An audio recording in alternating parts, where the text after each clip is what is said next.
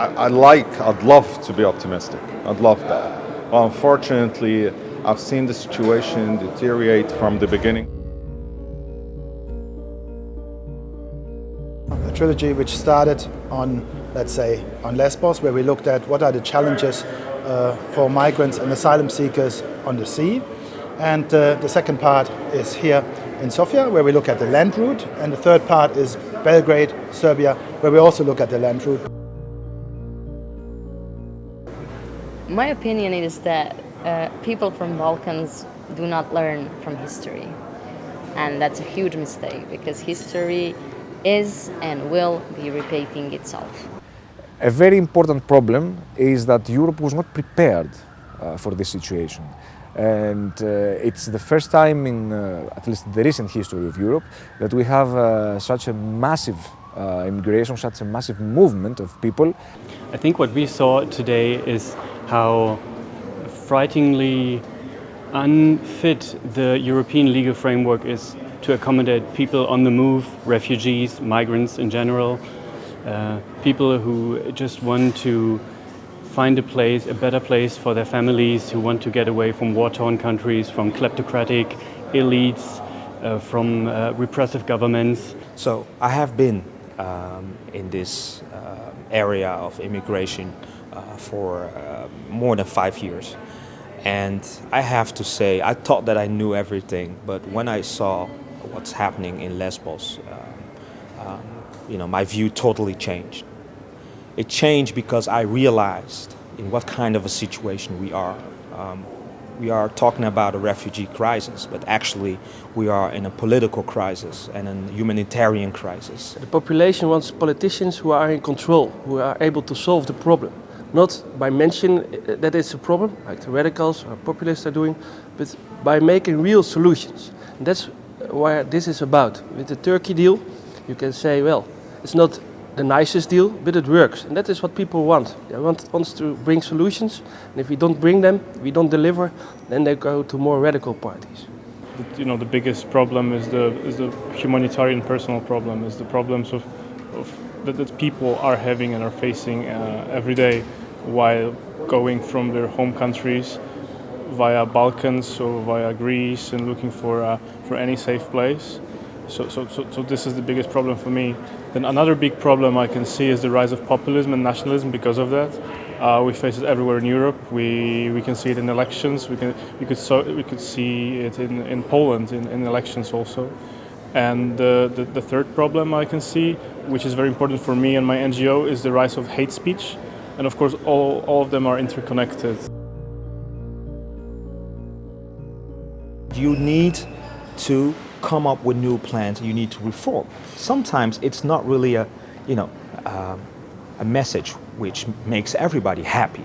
And politicians don't like to tell those messages because they believe that they will lose votes on the next election. So they think about those votes. But I believe that politicians should be leaders. And leaders means that you should tell what is important for the people to know.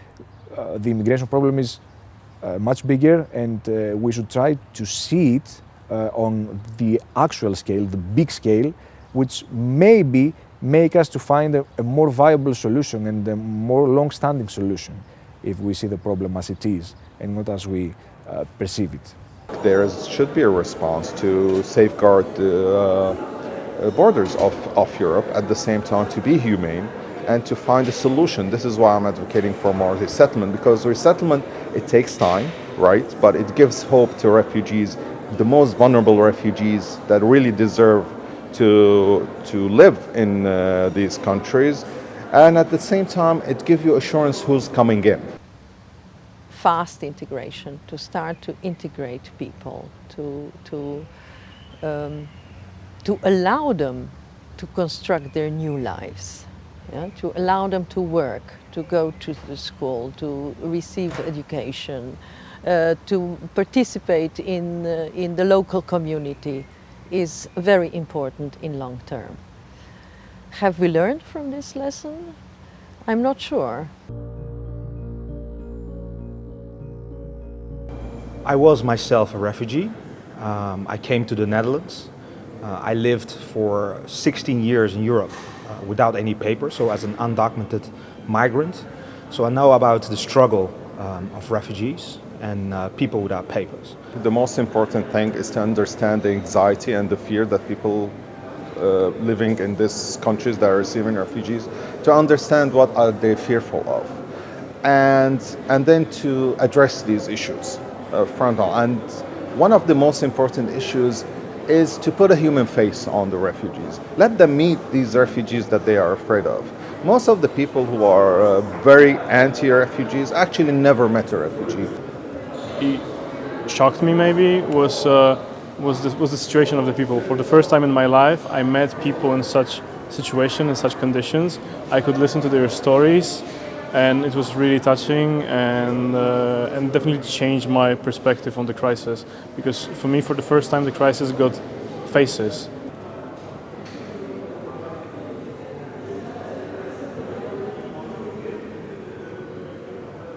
Yeah, I have one.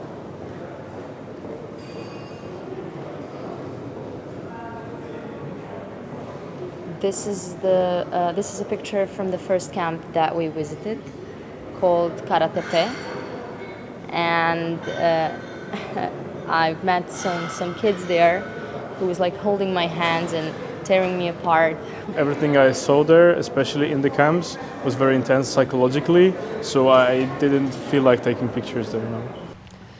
Feeling helpless when a girl from one of these centers came to our bus, because we were visitors who came by bus to this center. And I believe that young, full of life, hope, enthusiastic, she believed that we could personally help her, that she comes with us. And I believe that was a very hard moment for all of us, that she had to leave the bus. And I personally really felt helpless. They gave me a letter from immigration services, saying that we need to get out of the country in 8 weeks. If we don't get out of this country in 8 weeks, then they will force us out. So we really need to get out. And that was the moment that, I told myself I really need to step up now, because I was studying at that moment. I was studying law. And I said, okay, if lawyers can do this, I have to do this for my family. And that is a problem that needs to be addressed. We need further debate on this, absolutely, on how welcoming European societies are towards people from other countries, from other cultures, speaking other languages. This is a debate that we have to address, definitely. I wrote a letter to the minister, and it was March 2007 when I received a call from one of the workers of the minister saying that the minister have read your letter and everything will be okay. There were two feelings. On the one hand, there were the feeling of me feeling happy, of course, because it's like, heaven it's opening and the sky is no longer the limit. On the other hand, I was very angry. I was angry that I was saved, my family was saved. We didn't have to be deported out of the country. But there are so many people who are in the same situation or even worse situation, and they are being deported every day. We need more things to do. More things to do on the principles of liberty, of protection of human rights, of civil rights. Many people have to integrate in Europe because they will stay here, and other people who will choose to return, they will have to find an environment that can provide for them a better way of living in their countries. And in that sense, one solution in the long term would be for Europe to help peace and prosperity and development, of course, in those countries, especially in Syria. One thing I found really surprising was talking to the refugees one-on-one. We did that in a camp in Greece, and we did it here again. And when you look into the eyes of these people, you know instantly that you wouldn't hesitate a moment, and do the same. Get out of a war-torn country. Get out of a situation where you don't see a future for yourself and your family, and go to another country. Even more, it is shocking how difficult this is and how difficult European law makes this.